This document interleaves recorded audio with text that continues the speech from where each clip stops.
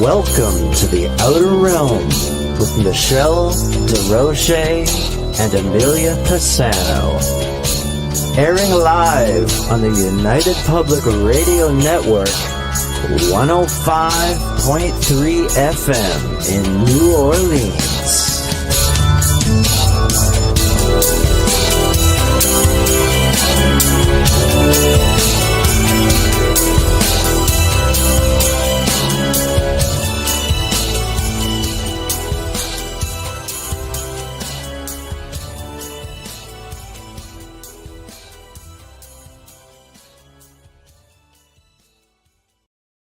Good evening, everyone. Welcome to the Wednesday night segment of The Outer Realm. We are broadcasting live on the United Public Radio Network, 105.3 FM from the Gulf Coast and 107.7 FM from beautiful New Orleans.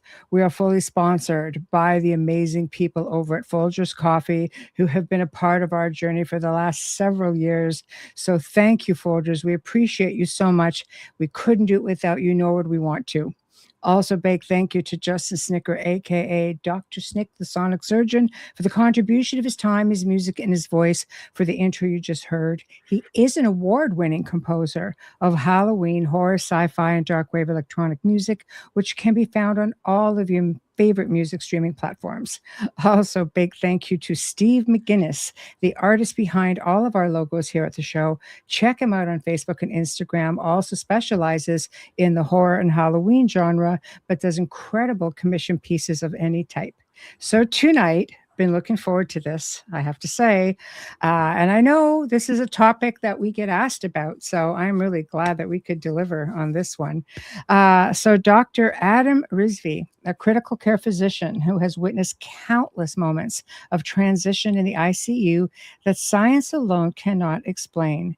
His new book is called Love Does Not Know Death, Stories of Death, Dying, and the Miracles of True Forgiveness. You know it's going to be great. I've read the book. It's phenomenal, and we're not going to make you wait any longer. So without further ado, Adam, hello. Hey. Hi, Michelle. Hi, Amelia. It's such a pleasure to have you on. Oh my gosh, it's a pleasure to have you. And I've been looking forward to this. It's so nice to meet you.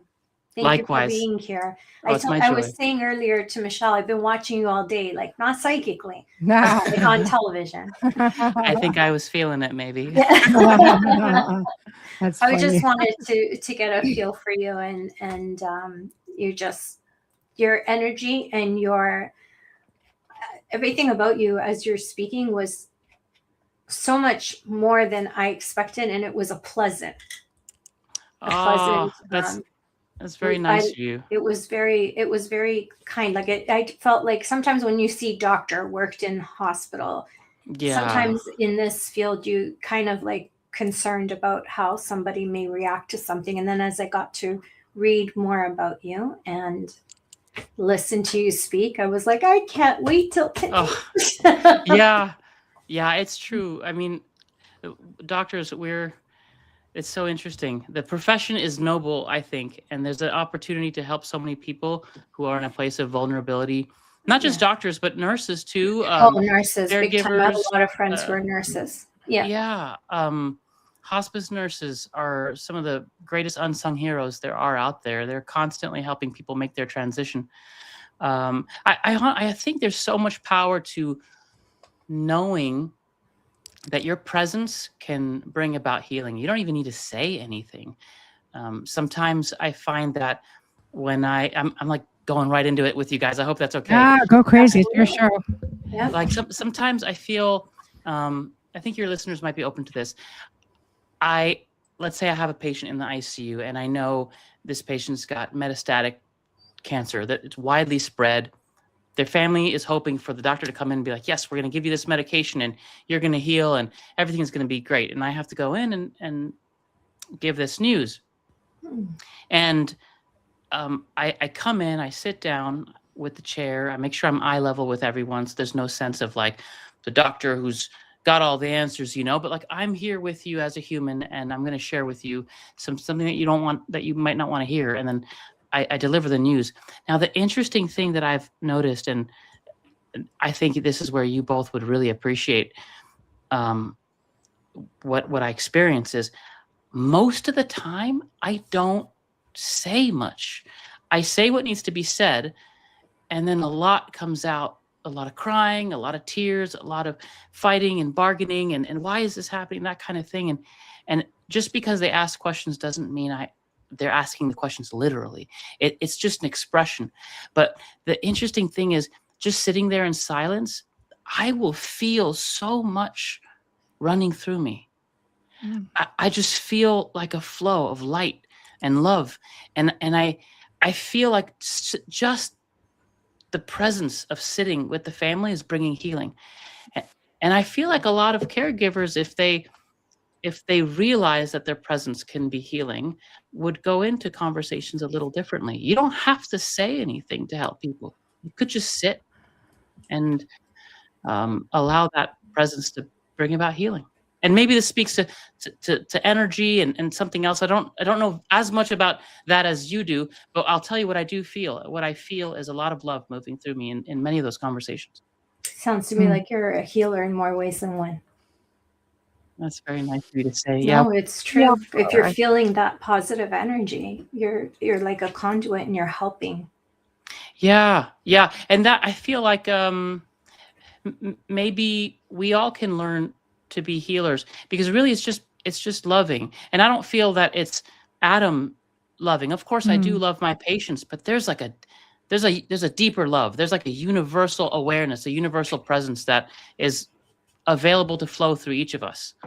Well, you're the person that they look to, for the answers in that moment. But I'd like to start, if it's okay with you, just to go back, just to your beginnings a little bit, your own spiritual journey, because you started, you were exposed to death, like fairly young, like many of us are. We always lose a grandparent or an aunt or an uncle or a friend, and some of us had problems with death. My family was always one to bring me to the funeral home when I was little, so it's kind of like I didn't fear that. I wasn't uncomfortable with it. So in preparation for who you are and what you do today, I guess, what are your humble beginnings? Yeah, thanks for asking. No, pleasure. I recall my father really helped me reframe death. My grandmother had died from my Pakistani side, so I have a Pakistani side and a French side. My mom's French, my dad's from Pakistan. When my Pakistani grandmother died, typically you do in the Islamic tradition, the Muslim tradition, you do a bunch of prayers, very similar to Christian traditions, and you dig a hole and you bury the body. Prior to burying the body, you wrap it in a white cloth that has prayers written on it, and if needed, you put some amulets and different things with the buried bodies to sort of protect it, and you lay it down. I was coming from college, I think, at the University of Rochester, and I didn't get to be there when she passed away, but I was rushing in. They were in Virginia. I flew in, got a taxi. The taxi brought me straight to the cemetery. I saw a group of people huddled around a gravesite. I assumed that was there. I went all the way. Sure enough, it was my family. My father was at the gravesite, and the body had already been lowered down. And he saw me, and he kind of called me over. And I went right over there, and he said, go in with the body. And I kind of was like, okay, all right. So I go in, and I'm crawling in, and now it's just me. This is more than 6 feet. They dig it really deep. I'm completely covered. The ceiling or the surface of the earth is way above me. And he asks me to sort of undo the cloth and look at her face. That's what he says. He says, look, make sure you look. And I remember undoing this, and I remember seeing her face. It was like a skull, but with just a thin veneer of skin wrapped over it. Her eyes were deeply sunken in. I could start to see the mandible and the maxilla and just the bony prominences. And it really was not my grandmother. But what he was asking me to do, I've since really embraced this, is look at death. Don't turn away from it. Death is always here. It's always by your side. We could all die any moment. I think the unhealthy aspect of our Western civilization, unfortunately, is we don't look at death. We look at youth. We look at beauty. We look at health and vitality. All the ads out there is like, look at what you can get and by removing your wrinkles with this cream and you know, It's exercise your superficial. glutes. Yeah, exactly. Yeah. It's superficial. Mm. We aren't looking at death enough. It's not morbid. Because when you look at death, it really makes you consider what matters in life. Well, anyway, I was there underground, and he said, put your hands on her. I placed my hands on this body, and he told me to recite a few prayers. He said the prayers, and I would repeat after him. And it was so interesting. A couple of realizations that came in that moment were, we will all lose someone. We will all lose at least one or two grandparents. We'll lose our parents, and we may lose friends. That's at least 5 to 10 deaths in a lifetime. And if one death causes so much grief and sorrow, especially if they're close to you, just suddenly it dawned on me the immensity of the suffering of humanity. It was sort of like, wow, humanity is going through so much, each of us. And I love this phrase, be kind, because everyone you meet is fighting a hard battle. You do not know what someone's going through. They may smile at you, they may look put together, but you have no idea what's going on behind the scenes. And so just be kind, because you don't know. Mm-hmm. So in that one instance with my grandmother, just in the ground there praying, I just got so many lessons about death. Mm-hmm. I agree. I think it comes down to, like, I'm glad your father, was instrumental in sort of leading you that way, because I know, like, with religion, there's so much conditioning. Like, I think with death and with rules and regulations and what happens after the fact, or, there's a whole set of things that we have to confront. So looking outside the box, which is just religion as an institution, it sets precedence moving forward with how I think we handle things. So breaking away from that, which you did with spiritual teachings. Yeah. So what was a catalyst that made you sort of go, you know what, I want to explore different aspects of spirituality? Oh, yeah. So really early on, it's a funny story. My grandmother, they all mean well, all of them. I love my whole family, dead or alive. I love them all. My French grandmother and my Pakistani grandmother, they met each other once, right after my parents got married. In fact, the Pakistani family got to meet the French family. They were all kind to each other. It was wonderful. Later on, a couple of years later, my sister and I would basically go to our grandparents' house every summer, and we'd alternate between France and Pakistan. One summer vacation, we'd go to France in Normandy, and Michelle and I, we were talking about Normandy earlier, and I'd get to go see all the old Celtic ruins and all the beautiful chapels. What a blessing. Oh, it was quite a blessing. Every summer, a different, wow. Every summer. And then the other summer, I'd go to Pakistan, mostly Karachi, but sometimes northern Pakistan. And because both my grandparents were deeply religious, when I was in Pakistan, I was a diehard Muslim. I prayed 5 times a day. I listened to the call to prayer. I would read the Quran. I knew Arabic. When I went to France, I was a hardcore Catholic. I took on the belief system. I love, and still do to this day, Jesus Christ, Mother Mary, all the Catholic saints. I have a deep, deep devotion for them. And the funny thing is that just because I may not be religious doesn't mean you don't have to have that love for these beings. And so my love for Jesus really started when I was really young. But the funny thing is, my one time after church, after attending Sunday Mass, my French grandmother said, I love your Pakistani family. They're so sweet. It's just too bad they're going to hell. Oh, ouch. And I was like, what? Well, hold on a second. Oh, And I was like, why are they wow. going to hell? They don't believe in Jesus Christ, and they haven't recited the Apostles' Creed, That's and really old Roman Catholic thinking. oh yeah, Yeah, that's way really old. old. Now, granted, this is not a bash against Catholicism at all, nor is it a bash against No. religion. I would say you can awaken tremendously within any tradition. But that's just my grandparents. They were a little hardcore that way. Yeah. So I was left thinking like, well, okay, does that mean I'm going to hell? You know what? Like, there's sort of like this existential doubt now.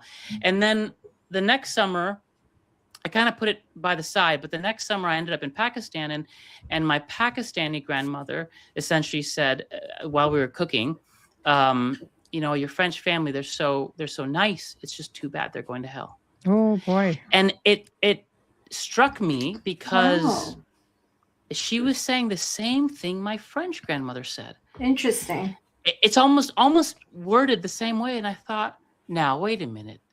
Something's not right here. They can't both be right. And if you knew my family, my French family, and my Pakistani family, they're kind people. They're wonderful, wonderful people. There's no way these guys would be suffering for all eternity in fire and brimstone. Something didn't ring true to that with me. And that was the beginning. I had such intense cognitive dissonance.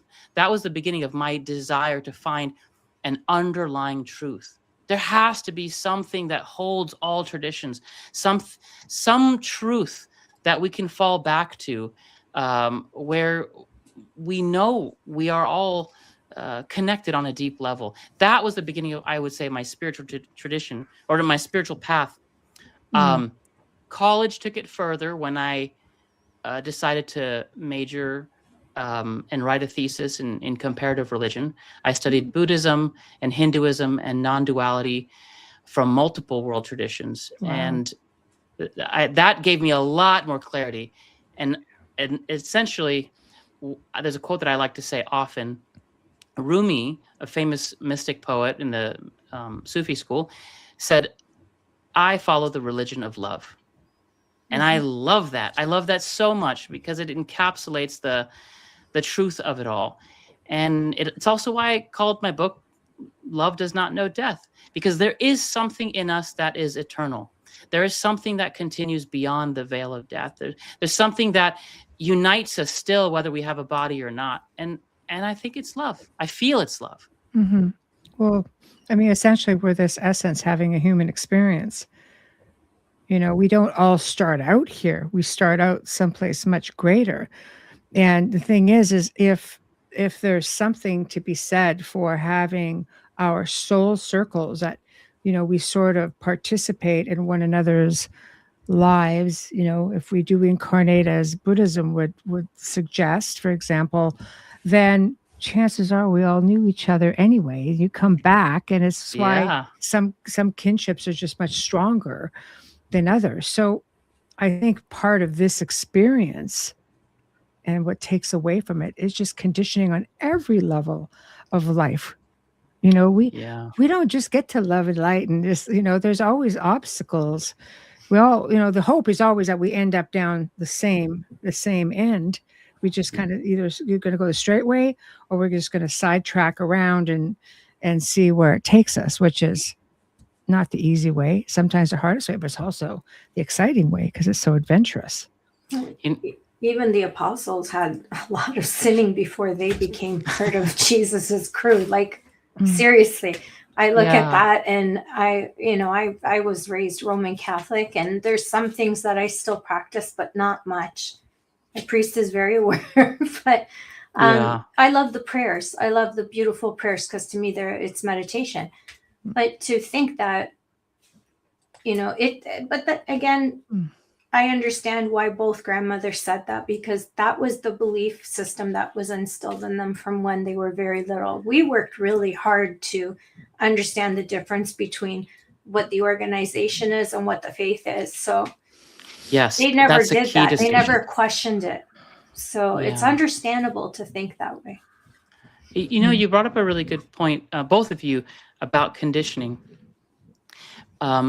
one of the things that I really recommend, and probably my driving point with the book, is don't wait to forgive.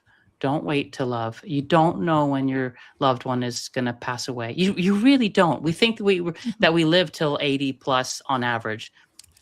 It's so surprising to some when death comes. And yet it's the one thing you can bank on. It's the one thing you can guarantee. It's going to happen. You just don't know when.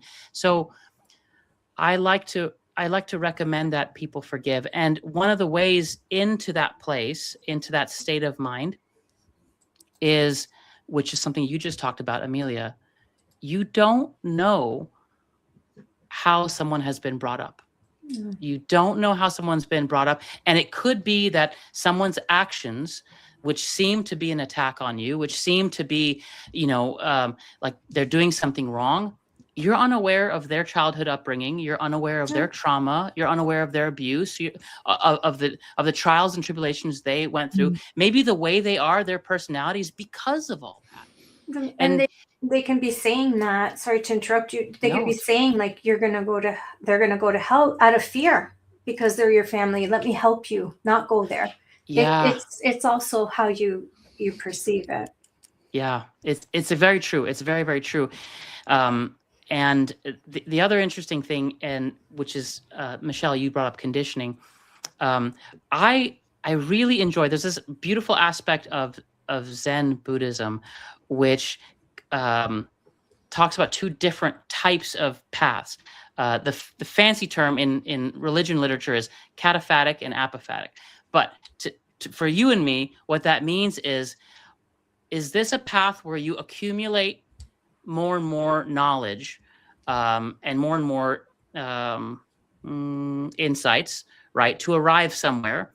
Or is this a tradition where you're peeling away and you're removing and undoing? And what I like about the latter, the second one, is it's really good for our modern world. We are so deeply conditioned that if we start the process of undoing the conditioning, first becoming aware of these beliefs that we hold about ourselves and about others and about life, and we start to peel them away, undo them, what we find is the ground of being, which is also the nature of who we are. And I love that aspect, that perspective of the spiritual path, that the spiritual path is an undoing. It's an undoing of the conditioning. It's an undoing of the false beliefs. And the other reason why I like it is because you're not getting somewhere that you aren't already. You're undoing the false belief that you are not already home. Another way of putting it is you're slowly remembering that you've already always been home. You've already been whole. You've always been where you wanted to be. And it's a teaching for the ages. But I like that because it teaches each of us, we are already at the goal. We just have to remember it. That's the key, you see, because, our Creator has this funny little thing about having us forget when we come back here and say, hey, now just remember who you are. And we're like, yeah, okay, is that a trick? Because some people have their whole lives and have no clue, but yet how often do you hear people of spiritual faith, they remember who you are? I say it to people, remember who you are, because with some people I could feel it, and they're obviously, I feel close enough where I could say that you're close enough in doing it. Remember who you are. And there's other days where people say it to me, I'm like, I am trying.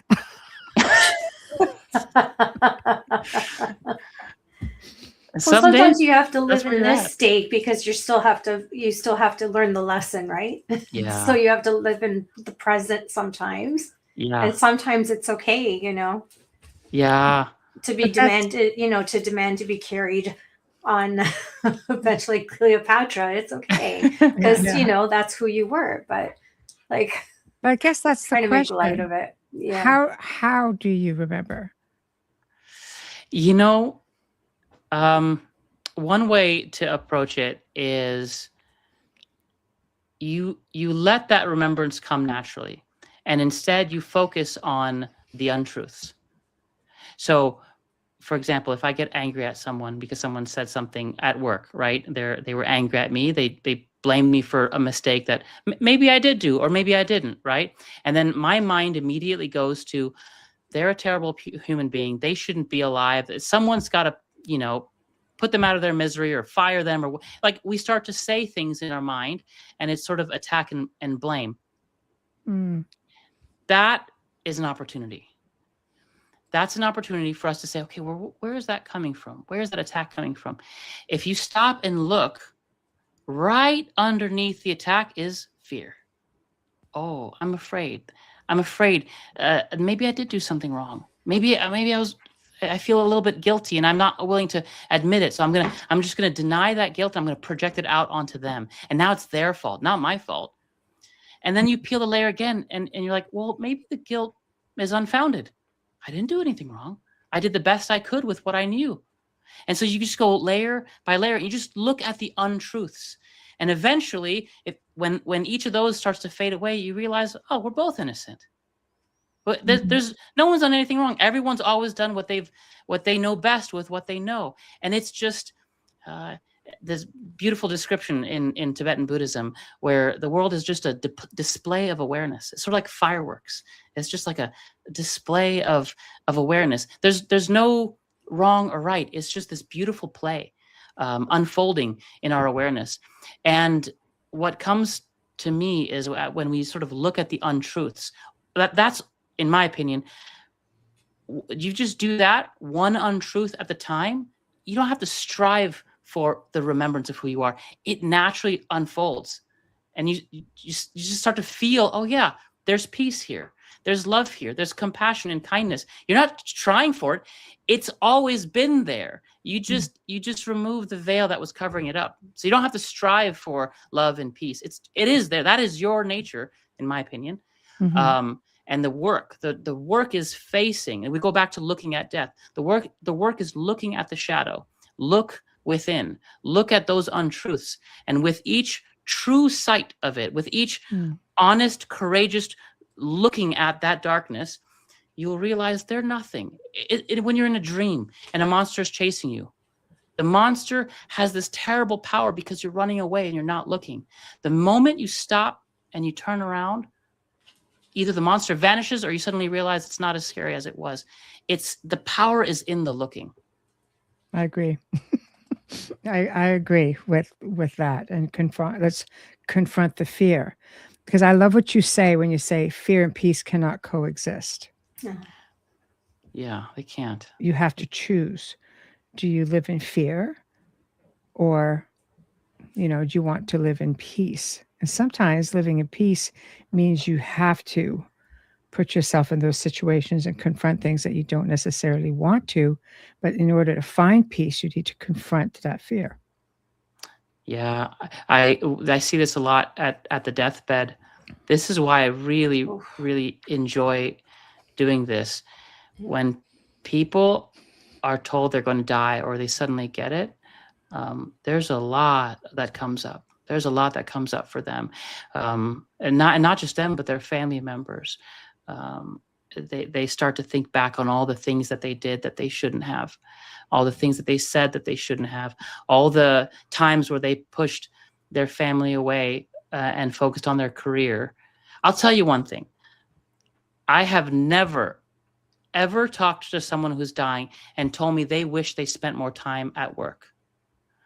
Or that they wish they made more money. I do not understand. Not when you're faced with that transition. No, not when you're faced with it. There's so much on YouTube about how to make more money and how to be a millionaire and how to be rich. And I tell you, not once has that ever been a regret that a person dying has had. Instead, it's been, I really wish I spent more time with my wife. I wish I spent more time with my kids. I wish I spent more time out in nature. And I wish I painted more. I wish I wrote more. Yeah. Those are regrets you don't want. Yeah, exactly. And so this goes back to my driving point with the book. Don't wait. Don't wait. Don't wait. No, it doesn't matter how old you are. If there's a grievance you have, if there's someone that hurts you, if there's someone you haven't forgiven yet, don't wait. Don't wait. And I'll tell you what, when you forgive someone, you're not saying what they did is okay. And that's not what I'm suggesting.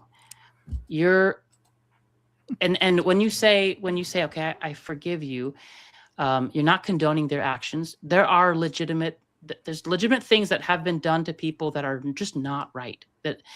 And I'm not saying that, but what forgiveness does is, forgiveness is a gift you give yourself. And all you have to look is your personal experience. When you're angry at someone and you're resentful, it's like you're creating these prison bars around you. You're putting yourself in a cell. You're the one feeling this rage and this resentment, and it's boiling inside. You're the one suffering. So when you forgive someone, you're giving yourself the permission to let go of the burden of judgment. You don't need to do that anymore. That's why the Egyptians had that old thing where you weigh your heart on a scale with a feather. Mm-hmm. How do you think a heart feels? In order for a heart to feel like it's as light as a feather, you need to have no resentments. You need to let go of the world fully. Have a heart as light as a feather. And I would say, get there now. Work on making your heart as light as a feather before your transition comes. That's well said. Well said. When you're in the situation that you're in with people, you're often the teacher because they look to you for answers, because sometimes maybe they don't have anybody else to ask. But do you find yourself also being the student? You're learning from them? I would say I'm the student more than I'm the teacher. And honestly, I rarely say anything to a patient that is a teaching, because that's quite presumptuous. Like, who am I to? You're the one facing death. Who am I to tell you how to face it? I figured if they asked. But I will say, right in the introduction of Love Does Not Know Death, to talk about this guy named Joshua, and he was a teacher for me. There are some deaths where patients who should be freaking out have the most amount of peace I have ever seen. This guy in particular, Joshua, just so embraced his own death. He was having renal failure. His kidneys were shutting down and his potassium levels were rising, because that's what happens when the kidneys shut down. And he also he was dying of other things as well. And he just told his wife, they had two young kids, I think I want to go. I want to go. And both her and him sat with each other and talked about how they were going to support their kids as they grew and reach different stages of their life, and what he wanted them to know at age 18, at age 21, and this and that. And I remember I was present for some of that conversation. I thought, this man is amazing. What a saint, to embrace death, to be thoughtful enough to think about his kids as they're growing up. And I remember I saw him hold his wife's hand. I think her name was Rosie. And it was like, I know it's hard, honey. This man is unbelievable. He was caring for her, caring for his kids. He had such a radiance about him. And I thought, I want to be like him when my time comes. I've had many patients teach me how to face death with a degree of sacredness that I think is missing in our culture these days. Mm-hmm. Again, that's a tough one. I think in ways we're taught to fear death, live your best life. And I agree. But sometimes you have to know not to be like, it's okay that death is the next level of life. Like I said, with my mom was so quick, but she was calm the entire time. We're all like, but we just started joking around, and she started joking around and singing and doing things. And we're just sitting there going, what is wrong with our mother? But she's a mom. She's a mom. She's a mom. Yeah. I think that's exactly it. Too. Yeah. Worried about us, right? And we're all adults, and we're all kind of like, it's okay. And yet she's the first one that when when I was leaving almost had me in a headlock saying, take care of your sisters who are like adults. But I'm like, okay, thanks for that bedside promise you made me do. So they're good at that. yeah, the bedside promise, right? So yeah, but no, I agree. I think there are some people who are just so composed. And Michael makes a good point. He just had I'll back up 1 second. Said before my brain surgery, I was confused why I was so calm. I thought I would be more afraid when they asked me if I needed medicine to help me with anxiety. I told them no. Oh, wow. But he said learning to let go is tough because he has a 13-year-old daughter going on 30. And she's like basically my everything, my treasure, but also a young lady. So I think that's, again, facing one's mortality can be calming and soothing when we realize it's out of our hands, and that's okay to let go, especially if you know in your heart that you've done everything you could. Wow, Michael, those are words of wisdom. Amazing. Yeah, it's pretty, he's bouncing back. You're doing really good, Michael. So, but I guess it's all, it's all from within. We have to look within, right? Yeah. I'll say something on a practical level. Michael just brought this up for me. And I don't think I mentioned it in the book, but it's very important to tell your loved ones what you would prefer to be done at the time of death. And here are the things to ask them.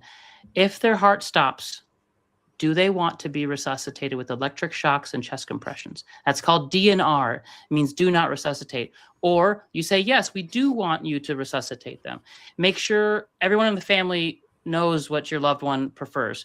And the second thing is DNI, which means do not intubate. If they have difficulty breathing, are they okay with having a breathing tube placed on their throat and being hooked up to life support? And are they okay with that for a long period of time or just a short trial? If everyone just asked their loved one these questions, it would save the medical institutions, the doctors and the nurses who take care of them in the hospital, a ton of grief. We are faced with such dilemmas so many times with family members who are coming in. They have end-stage cancer, they have end-stage lung disease, and their heart stops, or their oxygen level is so low that we have to hook them up to life support. But we don't know, do they want that?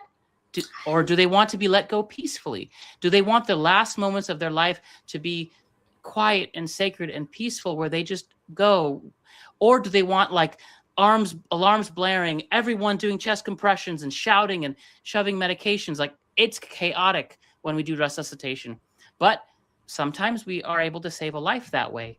And so we want to know what is okay to do. Especially in the circumstances that they find themselves. How old are they? What kind of illness do they have? Those all play. DNI, I don't know if that's a thing in Canada yet. The DNR, yes, but DNI, I never. I mean, with my mom, they took it out because, like her heart just stopped. But I don't remember being asked that. Interesting. At all. But my dad was 90, so I don't know. I would have to ask my girlfriend whose father passed away more recently if they had that. I only hear of DNR in Canada, but I want to look that up because I didn't have that as part of my will. The DNR I did. I wonder if maybe DNI is included inside of the umbrella the DNR, of possibly. resuscitation. Well, you're the doctor, so I believe that. Yeah, possibly. I didn't really look at that. That's not something we want to. It's terrible. My dad never told me how he wanted to pass away, but I remembered things. That's it, Amelia. Yeah. We are so afraid to talk to each other about death. He was. I wasn't. Well, I talk to dead people all the time, but he was very uncomfortable. But we would drive by somewhere or we'd be somewhere, and I would remember what he said to me. So I knew exactly how he wanted his service, including not at our family parish, which was what it shocked a lot of people. But I'm like, no, he didn't want to go back. Wow. But sometimes if they're a parent, that's just my advice. If you're a parent doesn't want to talk about it, pay attention when you're at a funeral with them or hearing of someone who's ill and listen to their responses. That's true. Michael, goes on to say it ties into our prior discussion. This was from something I touched on the show yesterday, of the topic of helping people pass on. Because now you have the assisted methods. Though we treasure life and experiences, we each have the right to let go. Again, with Jack Kevorkian, I mean, that was again. He did that, but now, of course, they're doing it. I mean, Canada, it's almost it's the highest cause of death in Canada right now. It's absolutely ridiculous. Wow, right down to mental illness in preteens. It's a big fight. Yeah. So I had no idea. Without parental consent. But anyways, we won't go there because. What are your thoughts with that? I mean, have you ever been faced with anybody asking you something like that? Who knows, let's say that they're terminally ill and maybe aren't going to go anytime fast enough? It hasn't come up in that exact way for me. So, but I will say the closest I've experienced that is someone who is ill, but has something that could be survivable, meaning we have the medications and the treatment to pretty easily treat what they have. Let's say it's a heart condition with a clogged artery, and we could go in and remove the clog, and they say no. And we watch them die. And they're within their right to say no. Yeah, absolutely. And so they tell us what they want, and we respect that. And if they want morphine as they're facing the pain of those last few moments, they will get morphine. We will give it to them. And we have, there are very clear ethical boundaries. We give morphine. Nurses have clear guidelines. The physician puts in the order, but the nurse is only supposed to give morphine to the point where they visibly appreciate pain going away, and they will track the respiratory rate. If they go beyond that, if the patient looks like they're visibly calm and not in pain, and then they give more, that's considered practicing outside the bounds of medicine. So there's sort of like a line within. And then if the patient passes as we're giving morphine, then they pass naturally. But it might be different in different places. That's at least in California and in the United States, that's how it's practiced. That's interesting. Which, I mean, to me, again, if you're cognitive enough to make those decisions, do you find that while we're on that, having to rely on loved ones, do you find that sometimes friends and family end up making things worse as opposed to better because the fear of losing their loved one? Yeah, a lot. I'd say one of the most painful things to watch is a family that's been broken apart and estranged from each other. Hypothetical scenario: you have a mother who's dying, and she has 4 kids that are all estranged because everyone hates each other. Let's say it was a dysfunctional family. Yeah. The father is out of the picture. They got divorced. Who knows? And he remarried. Okay. This is actually, there are many cases. Yeah, it happens a lot more often than you think. And then the death or the imminent death of someone will bring the family together again. And the same unhealed dynamics all of a sudden come to the foreground. And this is why I say don't wait to heal, because it'll come again. The unhealed aspects in the unconscious mind will arise again. You cannot keep them buried forever. And so face them. And if not now, it'll happen later. And if you believe in other lifetimes, it'll happen in another lifetime. And so I see these families come together, and there's such tension in the room, such pain and attack and accusation. We even had cases of daughters calling the nurses to find out if the other sibling has left the hospital yet, so that they could come in and not have to interact with them. And I think, gosh, that's so sad. That's so painful for the person who's dying. I think there is a way to be at the bedside of someone dying that can be very healing. And in order to come with a healing presence. You have to have attempted healing what's hurt inside.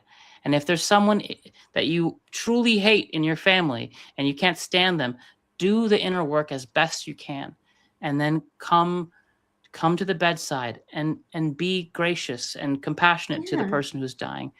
At least make the attempt. Yeah, if you don't go, you're just robbing yourself of that time. Like I had a bit of an issue, and I remember someone saying to me, "Oh, I can't believe you called that person to come." And I said, "Well, that's his child." So yeah, I think you have to put the person who's passing first.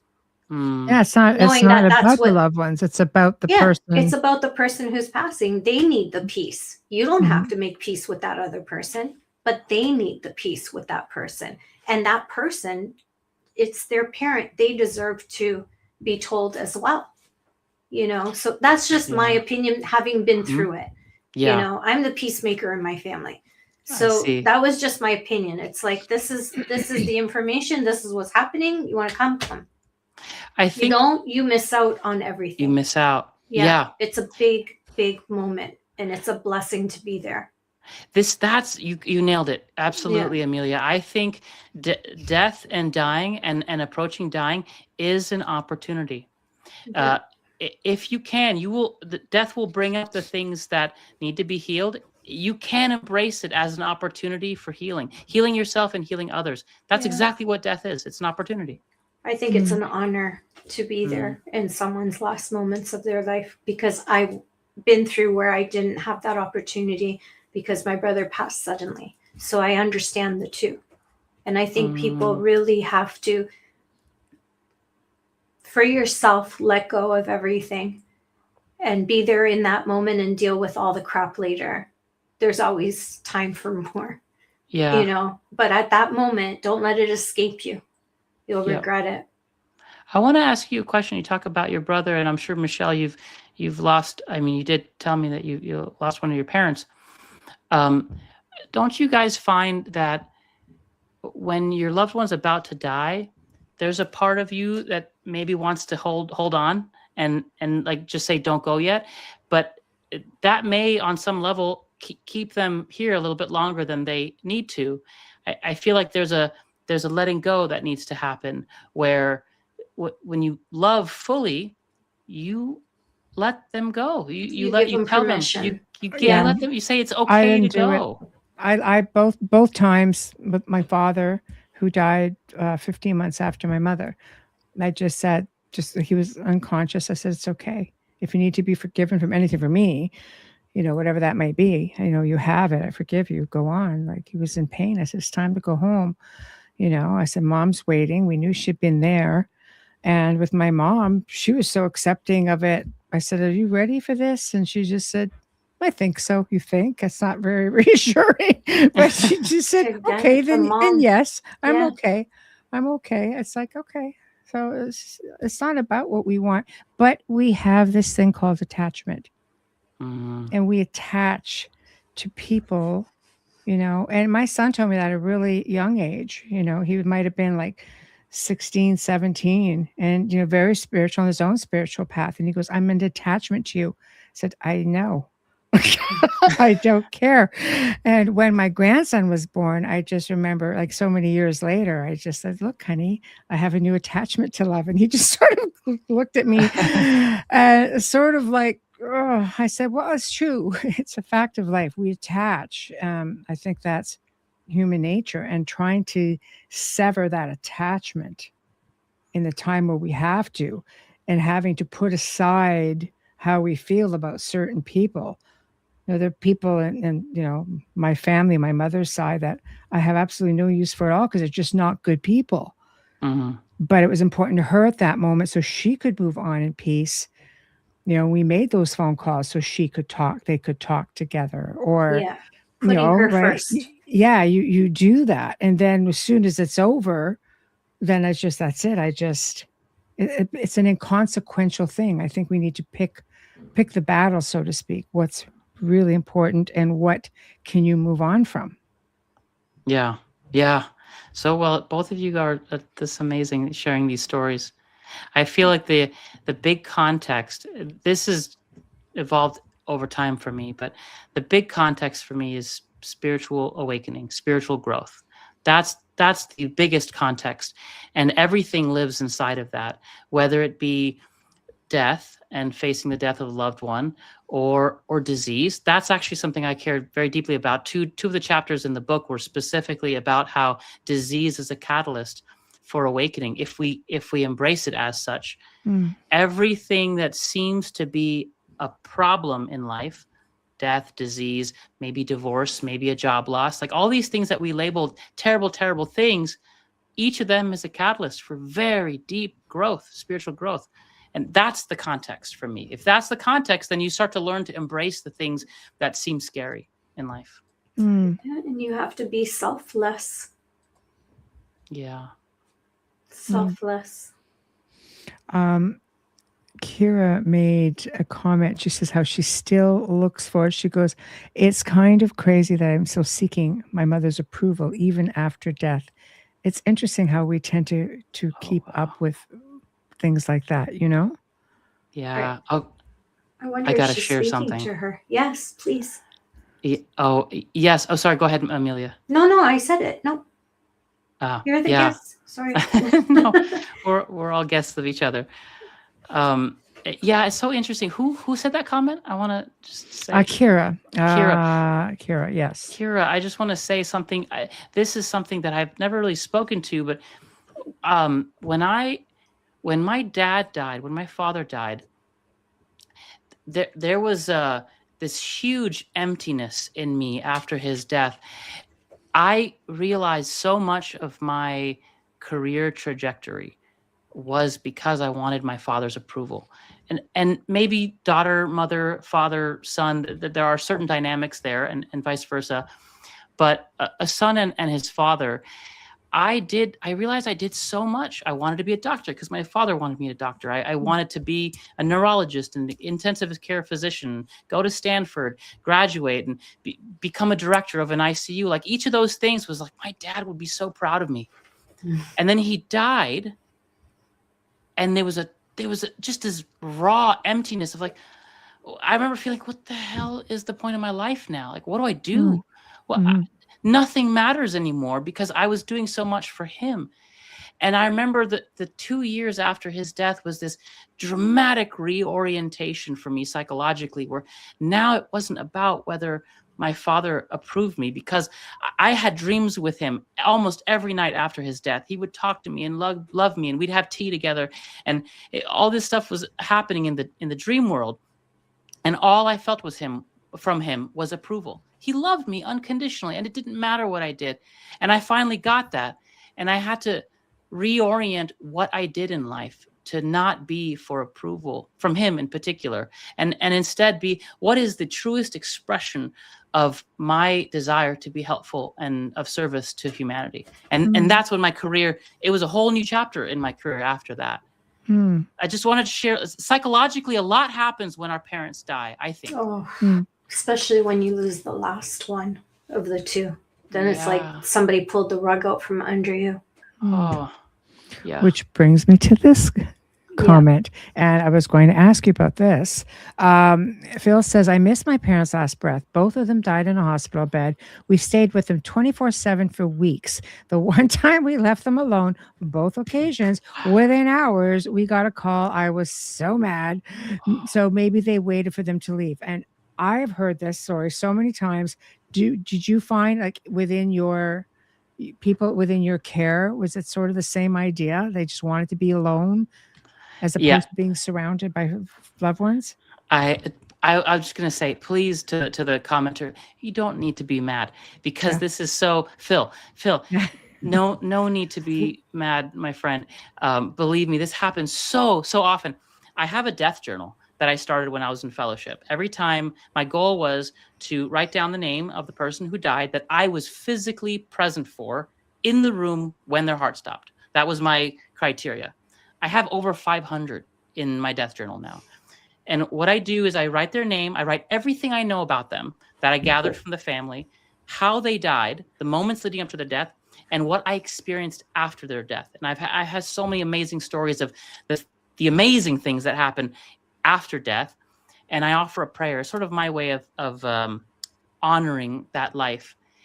So many of those journal entries are the wild coincidence of huge families. Like in California, we have a lot of Hispanic families, and they're like 20 plus. These are massive families, and they make the security guard so upset because there's usually like a limit to how many can be in one room, and they inevitably, when someone's they're on hospice or it's their last few deaths, and it's sort of dragging on and days go by and the patient is out of it, but they're still breathing, their heart's still going. Something happens where everyone decides to go home. Or I've seen this happen too, where there's maybe 3 or 4 in the room, and they say, well, let's just go down and grab some soda from the vending machine and we'll come right back up. Right? Little things like that. Or let's go out and grab a smoke outside, take a little bit of break, and we'll come right back. 2 minutes, that's all. Sometimes even 30 seconds. The family steps out. That's when the patient goes. Wow, it is beyond coincidence. And to me, I think, now I've seen the alternate side of this, but let's just stick for this for a moment. For some souls, for some people, I feel like they are choosing to leave the way they came. They want to go on their terms. They want to go alone. And that's their choice. I feel like there's a conscious will to this. It can't be happenstance that they suddenly die when the families leave. Now, the converse, and I've seen this, but I'll say it's less frequent for me than the other way around. I've seen patients who know there's a loved one, like a woman who died of intracranial hemorrhage, a brain bleed, or she was dying from one. Her son was coming from Germany. And it was a long flight, multiple days for him to plan, buy the ticket, fly out, go to JFK, connect to SFO, drive down. Like 2 or 3 days had gone by. She just lingered. Heart rate was in the 30s. Oxygen levels were super low, but she didn't die. He arrives into the hospital, holds her hand. Within 60 seconds, she's gone. Yeah. My dad waited for my brother to come because he had gone home to take a shower, and I called as soon as I slept all of a half hour, and we left one brother at the hospital, and the one who was not the strongest one out of the 3 of us, and he called all trembling saying, Dad's going to go any minute now. And they left, and they were over an hour away, and I called them. And I just kept saying to my dad, if you want to see him, you got to hold on, okay? We'll listen to opera. And I laid in bed with him, and this was during COVID. I shouldn't have done that, but they let me. I took everything off, and I just crawled in with him and played our favorite tenors. And just like you said, once my brother arrived and we were all there, within 15 minutes, not even. It was like, okay. But as a medium, it's a different experience for us, because we can see the loved ones who have passed, who come forward to assist the transition. So it's a different experience. So, they're okay. Which is another good question that I'll pose to you. Do you ever see some of your patients having like random conversations with people in the room? There's it's kind of unfortunate, but in Western medicine, when people start to hallucinate, there's a tendency to say they're having delirium, or they're delirious, But yes, delirium is real. It's a real thing. When you're in the ICU, you do get confused because you don't have normal day-night cycles, and there's loud noises beeping and people bothering you constantly. But when you're actively dying and you sit up straight in bed and you have a legitimately clear and lucid conversation with someone that other people know has already died, I don't think that's delirium. Delirium is like you're confused. You're saying things that don't make sense. You're sort of thrashing around. when you're sitting up straight and you're like, oh, hey, grandpa's here, or, Nana, good to see you again, and oh my gosh, Charlie, and they're staring at like the wall, Well, I mean, Wayne and Chad has had so many experience with his mother passing.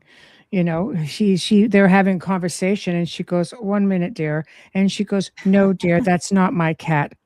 This cat has no tail, or my cat had no tail, whatever the case may be. And then she goes, that's very nice. He's a lovely cat. Then goes, all right, darling. Like she finishes the conversation. He's like, okay. Where Michelle and I would be like, yeah, let's take care of this. Yeah, it's just kind of like, all right, but mom's having conversations all over the place.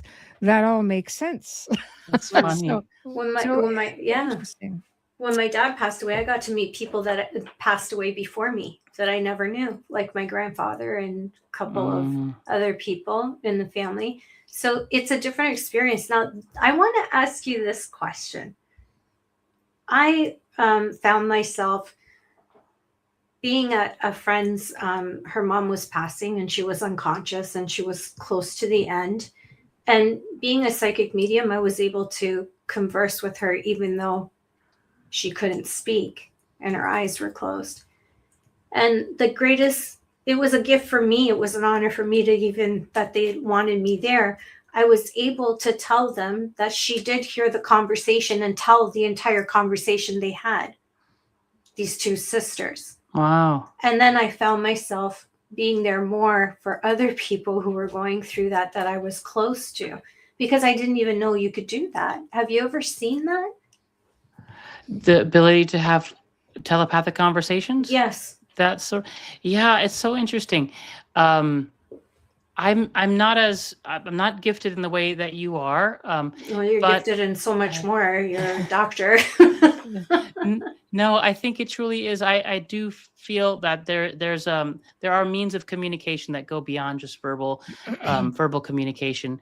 What I tell, just recently, I was actually in the hospital yesterday, and I was talking to this lovely lady whose father was going to pass away soon, and she was like, is he in a coma? Can he even hear me? With sort of tears coming down her face, and she was holding onto his hand.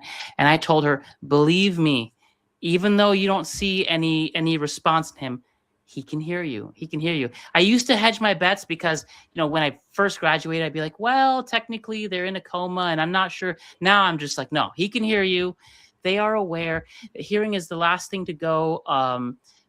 These different things that I say, I think it also does something to the family member to know that they're being heard when they say, I'm sorry, Dad, or please forgive me, or I love you, or you're free to go. Like, you need to know that you're being heard, and you are.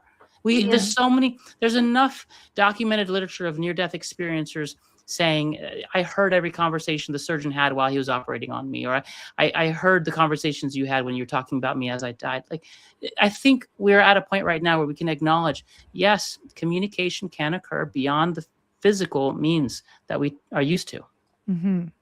Absolutely. I would agree 100%. Okay, a few comments here. Wayne says, yes, my mother was having many lucid conversations with people who weren't there, and she'd even excuse herself when she was talking to somebody. Then Michael comes in and says, question, Dr. Rizvi, are you familiar with Robert Bigelow's contest that compiled many essays into a collection speaking on this topic of life after death and the crossing over events witnessed? No, I love learning about new things. Robert Bigelow. Okay. Yes. He used to own Skinwalker Ranch. That's why he sounds familiar. Yes. Yeah. So just look that. Yeah. Robert Bigelow. Is Robert Bigelow the one who somehow involved with UFOs? Yes. He owned Skinwalker Ranch, which was a big, for 2 decades of different experiments going on with the military, U.S. government, and still works within that field. But it's high strangeness in general. So this is definitely something you may want to look into. Thank you, Michael. I'll look into it. He was just recently on Sean Ryan's show, who is a former CIA operative and instructor. Wow. Wayne says, have you ever had any experiences with near death, or have you had any experiences with NDEs where everything stops and they come back? I have had NDEs, or patients who have had, if by everything stops, you mean the heart? Everything. Machines go off, and Yes. We've had, this is what's so cool about the science of near death, and I would say even after death phenomenon, because I've had a case, for example, of a patient where his heart stopped and there was no blood flow going to his brain. We tried resuscitating him, and we ended up calling it. We said, okay, we called it. It was something like 30 minutes in. Now, for perspective, imagine holding your breath. Most of us can go 1 to 2 minutes before we pass out, because when you hold your breath, oxygen doesn't go to your brain. And after 1 to 2 minutes, 3 minutes max, you lose consciousness. Like even the Navy has these tests where they hold their breath underwater, and if you go past 2 or 3 minutes, you start bleeding from your nose and everything. So yeah, the Marines, the SEALs. Yes, exactly. So that's the context of how long a brain can tolerate lack of oxygen. Not long. Now imagine doing chest compressions, trying to bring someone alive, their brain's barely getting oxygen flow, and 30 minutes goes by. 30 minutes. It would be unheard of to wake up without major brain damage. And yet this patient and many, many others came back. This guy came back. I think his name was George. He came back and he started telling us stories of things he experienced and people he saw and whatnot. First of all, with 30 minutes of hypoxia, with lack of oxygen to the brain, your speech centers should be non-functional. The fact that you're awake and having a conversation is mind-blowing. And the fact that those 30 minutes weren't just blank nothingness, but actually you experienced something is just more mind-blowing. So for me, you can obviously tell by the fact this conversation is even happening, I'm a firm believer that consciousness can exist independent of the physical body. I would say most of my colleagues don't believe that, or they don't see things that way. But this case with that patient and many others just goes to show you we just don't understand enough about how the reality works. But there's enough that we do know that to say that consciousness, in my opinion, is not just a byproduct of the random firings of the neurons. I think it can and does continue after the death of the body. I think scientists are starting to finally clue into everything the rest of us knew. Wayne says, my friend died in OR and floated up to the ceiling and saw big red digital numbers on top of the cabinet. So he asked if he had died when he came back into the body. He was told no, but then was asked what he could recall. And I heard this was something that some of the ORs do to try to figure out who really left the body and who didn't. So sometimes they would just change the date. Sometimes they would put a little message. It would just say hello, or just things like that. And when he got back into the body, then he would basically say, yes, I saw this. Oh, interesting. I know in the OR, some ORs, they have a red digital timer right on the top that can remind the surgeons how much time has elapsed as the surgery started. Yeah. It could be that that's what he was seeing. I can't speak to hidden numbers. Yeah, it could be, because that's all he said was he saw numbers. He told the doctor what the numbers he had seen. Yeah, so it could very well be exactly that, but it is super interesting. And then Michael had made a comment about the telepathy tapes. I'm aware of the telepathy tapes. Yeah. Fantastic material with the, what do they call them? The spellers. Yes. These autistic children who are able to communicate by spelling. There's so much we don't know about this and other worlds. Oh, it's fascinating. I think we're just starting to scratch the surface. Getting back to Robert Bigelow, says apparently Mr. Bigelow was going to have these put into nice leather-bound books and have them distributed to universities throughout the U.S. and abroad, but you can actually find them online and read them. Fantastic. That'll be my next thing to do, to dive into it. I hope, my sincere hope for Western medicine is that we embrace the fact, in my opinion, the fact that awareness, consciousness goes on beyond the death of the physical body. And when we're able to appreciate that and recognize that in medicine, it will absolutely transform medicine. It will radically transform how we treat each other, what we do in the hospital. In fact, just having the awareness of the non-physical would change a lot. And this ties back to the very beginning of the conversation. When you are aware of the non-physical aspect of your being, the thoughts you have a power, whether they're negative or positive. The emotions you have a power. So the way you are being, even if you don't utter a word, the way you are being, what you're thinking, how you're feeling, has a powerful impact on the energy of a room and the energy of a hospital. So if you're going to someone who's sick, if you're going to someone who's dying, I personally would just take a moment to center yourself, ground yourself, start to cultivate feelings of generosity and compassion and kindness. Do that inner work we were talking about. That way, when you come into the room, your presence is a healing presence. Yeah. That, I mean, makes complete sense. And I think with, like, to me, I think it's a bit of a travesty in some ways that so many gifted physicians come to, the West, for a new way of life or chance at life. And it's like, well, no, everything that you have been educated in doesn't really apply here. You have to either, now at least they're just testing. They don't have to go through the whole process of re-educating, because I do love that so many people are coming in with broader knowledge of not just the academic side, but and I'll put as the otherworldly side, connecting to people who are having near-death experiences and need to, I mean, some people need counseling after things like that. They just have an understanding. Some people see things that they didn't expect to see. Other people have phenomenal experiences.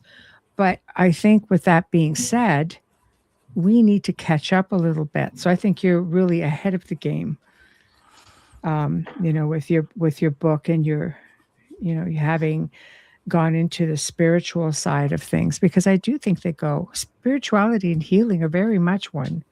Yeah. The word heal is etymologically tied to the word whole. The journey of healing is the same thing as the spiritual journey, which is remembering that we've been whole all along. There's nothing wrong with you. There's nothing broken that you have to fix. We're waking up to the remembrance that we are whole. I end my book with, I think, something that it doesn't require you to believe that life goes on after death, although I feel like it does. But I talk about kindness. And I say this for the nurses, the physicians, the health caregivers out there who are listening to this. You don't need to believe in the non-physical and that whole domain. Just being kind will have a huge impact on helping your patients heal. And for those who have loved ones who are dying or suffering with disease, you don't need to believe in any of this stuff. In fact, it's not really a question of belief. Just try it on. Be kind. Be kind, and it'll transform people. You have bedside manner. There's some people not so much. My mother's physician, for example, did not have a very good reputation. And basically, I get this call and tell me what had happened. And I said, don't use a buzzword. I want to know for real what it was. And he goes, oh. So he gave me the real answer, which was congestive heart failure. And I said, okay. Then he went on about this story. It goes, I know how upsetting it is. It goes, I miss the days where I could just go to the mountains. It says, you're seriously telling me a story about how you miss traveling to the mountains and my mother just died. And he didn't know what to say. I said, I'm going to leave that right there. I really didn't know what to say. My sister was like, oh. So you, I think, and I'm going to ask this delicately. I don't mean this facetiously or disrespectfully, but do you think it would benefit not all, I mean, all physicians, I'm sure at some point or another will encounter death. Somebody, maybe a surgeon, somebody dies on the table, somebody, would it benefit them to maybe go on like a spiritual retreat or to an online spiritual course or something to help? Yeah, I'd be more than happy to pay those tickets for a few of them that I've been trying to. Amelia, oh my gosh. Yeah. Yeah, for everyone, I think it would be helpful to take. We're so like rushing around, doing one thing after the other, busy. Our lives are so full. It doesn't even matter who you ask these days. Everyone's got a busy life, it seems.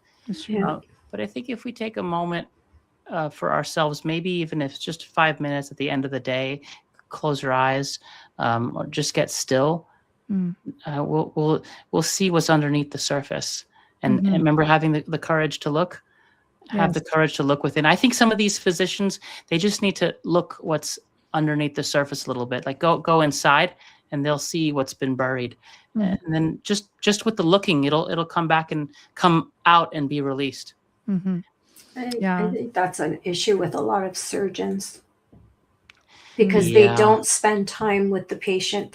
They just meet them right before surgery and then after, and then it's done. And I feel like, I know my doctor said, well, he's a surgeon, that's how they are, and then you have these other doctors that just make up for everything.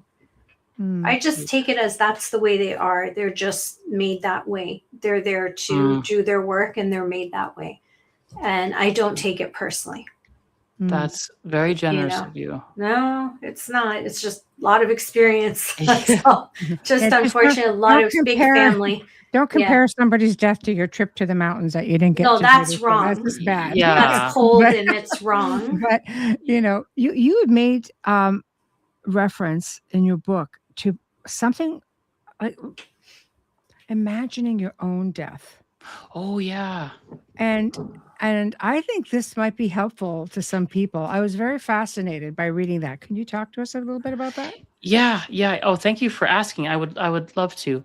Well, where it started was when I was early in college. I went to India to give a lecture on globalization and interfaith communication, and being able to see each other's perspectives and not hate on each other. And I remember meeting a young man who wanted to show me around and expose me to the deeper side of India, the spiritual side. And his name was Krishna. And he sort of took me by the hand right after my lecture, my speech. And we ran down these narrow alleyways right near the border of the Ganges River. And we were in a place called the Manikarnika Ghat. And these are the famous cremation grounds of India. If you've heard of the cremation grounds, this is right by the river Ganges. There are massive funeral pyres made of wood.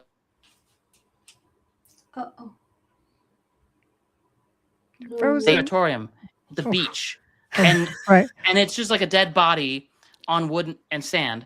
And there's people walking around, and not just one. There's like multiple cremation grounds going on, and you walk in, you feel the heat from these raging flames that are like 30 feet high plus, and you smell flesh. And if anyone knows what burnt flesh smells like, you smell it. You smell it. And so there's like a really visceral experience. And I remember there are family members around the funeral pyres, but off into the distance, there are these yogis. And they're meditating, and they have like this super serene look on their face, and they're looking at the fire, and it's almost like they're looking through the fire, like in some other state. And I remember talking to my friend Krishna. I was like, "What are they doing?" And they're like, "These are yogis, and they're meditating upon death."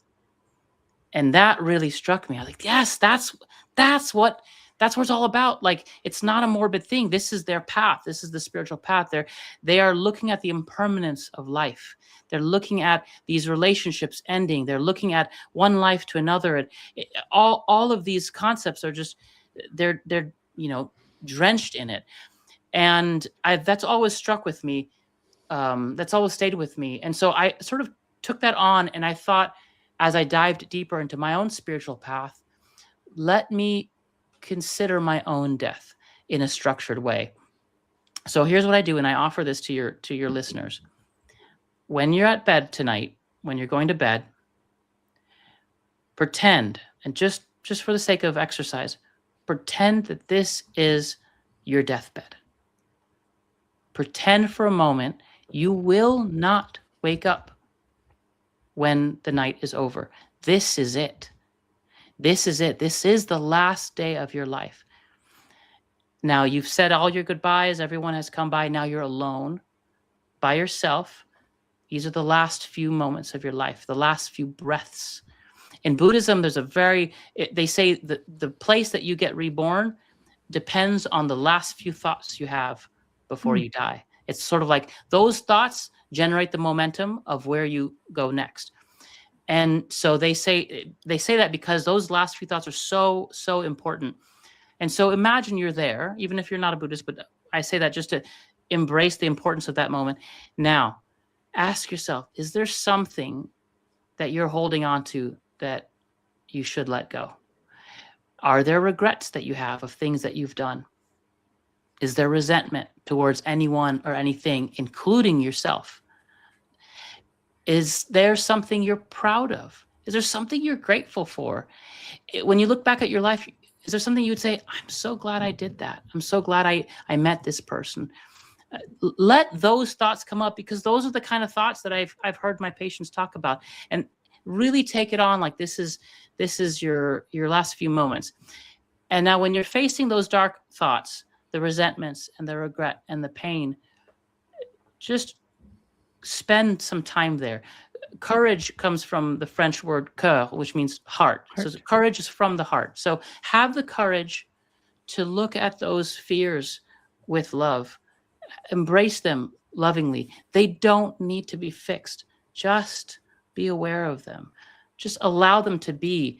It's sort of like hungry children coming to your front door, and it's raining and it's storming outside. You're just giving them shelter for the moment. You just welcome these dark emotions, these painful emotions into your heart and give them space. Yes, I do feel resentful. Yes, I do feel sadness and grief over such and such or this person. It's okay to hold it, hug it, embrace it. Do that for all those feelings until you find yourself settling into a place of peace. When you're there, then go and drift off to sleep. And then you know that you've lived a life, and you've lived a life well, and your heart is as light as a feather.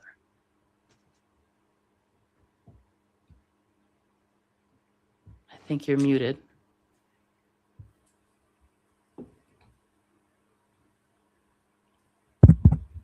Can't hear you. Of course not, because I wanted to make sure things are completely silent. I was being inspired. I was crying. Sherry says, I'm thinking as you're speaking and things are coming up. What an awesome exercise.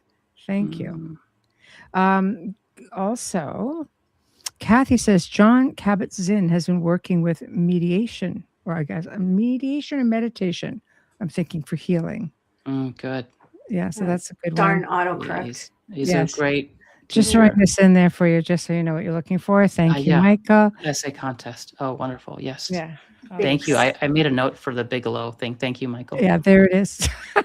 That's easy to remember. This is what you're looking for.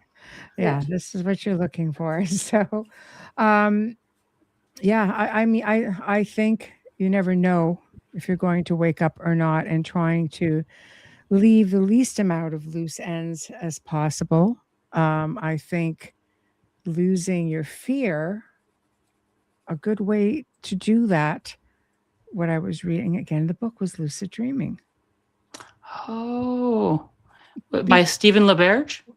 Yes, you were talking about lucid dreaming. I used to lucid dream like nobody's business. Having children completely ruined that for me.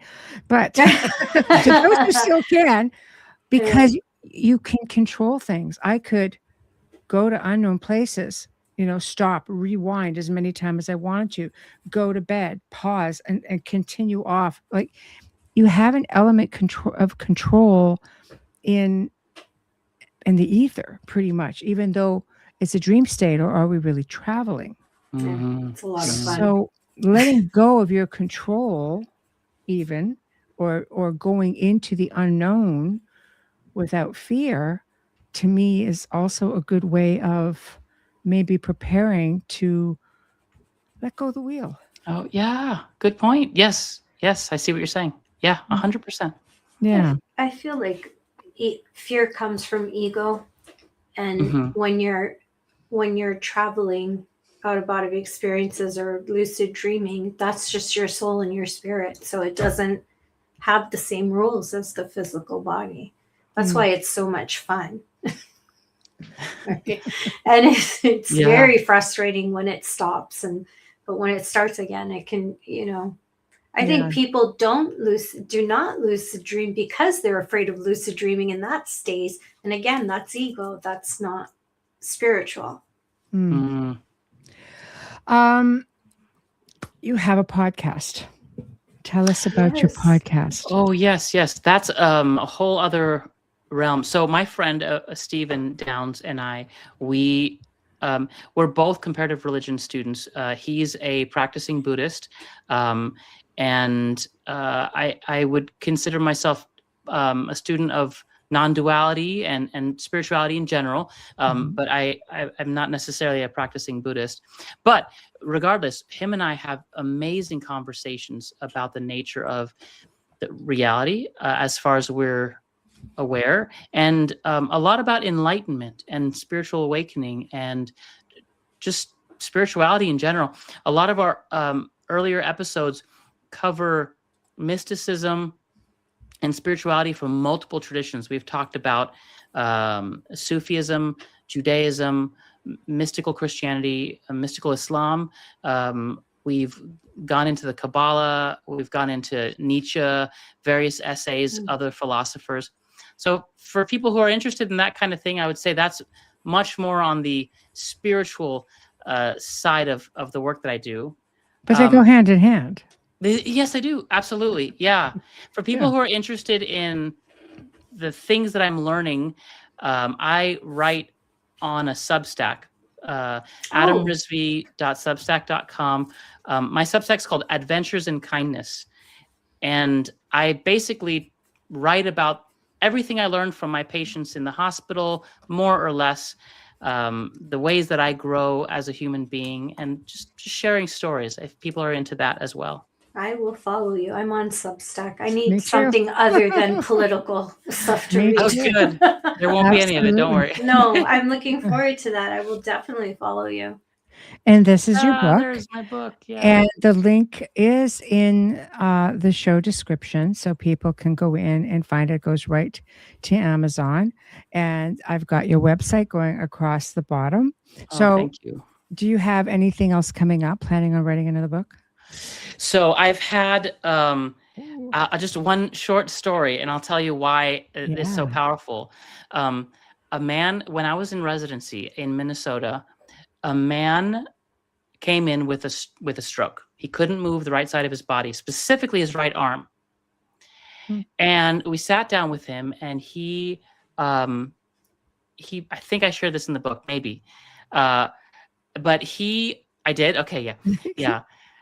He couldn't move his right arm. We worked him up. There was no blood clot in his brain. There was nothing that we could find to explain this stroke. But I remember sitting with him and talking with him, and I asked him, like I like to ask many of my patients, what were you doing when this all happened? It turns out he found out his wife was cheating on him. Okay, maybe not that story. We're so close, but okay, let's go for that. Yeah. His wife was cheating on him, and he got so angry that he raised his hand to hit her. But his mom told him, don't you ever hit a woman. Never. And he swore by it. He would always, he was a good man, and he never hit a woman. And so his mind, it was confronted with competing desires. I want to hit my wife, and I'm not supposed to hit. And instead, his arm went numb and paralyzed. It just stopped working. And this moment of fear turned into a moment of like confusion, like, why can't I move my arm anymore? Oh my goodness. And his wife got upset and worried, and they called 911 and rushed him to the hospital. And I suddenly realized, oh, this is not a stroke. This is his body confronting dueling desires, dwindling beliefs. Wow. And now, granted, I didn't just I didn't drop the workup. We still did a full stroke workup just in case. Yeah. But we also asked him if he'd be willing to talk to a psychologist, and he said yes. And in the subsequent 3 to 4 days, his right hand paralysis resolved, and his strength came back, and he was able to face the rage that he felt at his wife. Wow. and have the courage to face those strong emotions and process them and speak his mind to his wife. And they started the process of healing their relationship. That led me to the decision that there's way more about disease that needs to be explored. And there's so much symbolism in the way that our bodies break down. If you have this one body part that's acting funny, or this organ, your heart or your liver or your kidneys, you should look at the symbolism of what that means for you in your life. When did the symptoms start? What were you doing at that time with life? I feel like Western medicine, we assume that disease is a random event. Oh, you got a cold. Oh, you're sick. No one asks why. They just say, oh, it happens. Oh, it's your genetics, It's stress. It's stress, and here's some It's medication. the answer to everything. Yeah, and it's true. It might be stress, but there's something that we're missing. In the ancients would often look at the specific symbol of your symptom, and they say, what's the meaning behind this? And I feel like we need to go back into exploring disease and embracing that uniqueness of that the way it shows up in your body is specific to you, really specific, and you should look into it. That's going to be my second book. I'm working on it right now. Oh, that is fantastic. Well, of course, you'll come back for that, yes? Yes, of course. You both have been so amazing and such gracious hosts. Oh, you're amazing. Oh my gosh, I feel like I'm with a rock star. I feel like this conversation could continue, though. Yeah. There's so much. There's so subtle, not my style, but Yeah. I've learned a lot reading your book, and I commend you and I thank you for the work that you do, but also for the compassion and understanding that you exhibit, and allowing yourself to go there and see things for what they really are. Because, it's like some people just go through life sleepwalking. They're not really participants in their own lives. They just don't see past the tunnel vision, or they're afraid to look beyond the veil.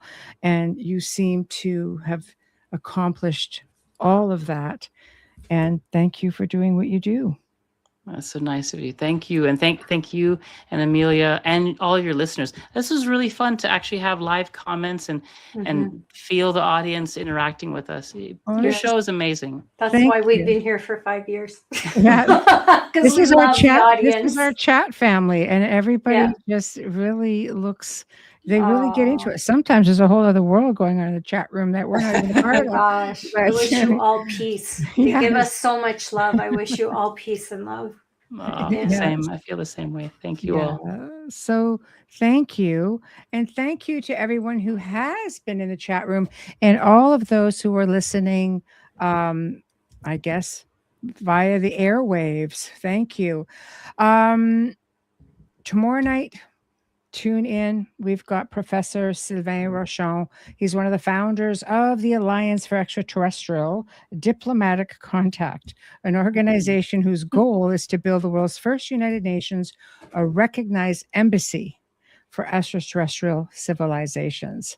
So that should be something. Big thank you to Folgers Coffee for, supporting us and sponsoring us tonight, every night. We appreciate you so much. Big thank you to Justin Snicker. Big thank you to Steve McGinnis. And of course, big thank you to the United Public Radio Network, 105.3 FM on the Gulf Coast, 107.7 FM from New Orleans. And a huge big thank you to Dr. Adam Rizvi for joining us tonight. So thank you all. Good night, and we shall see you tomorrow evening. Bye, guys.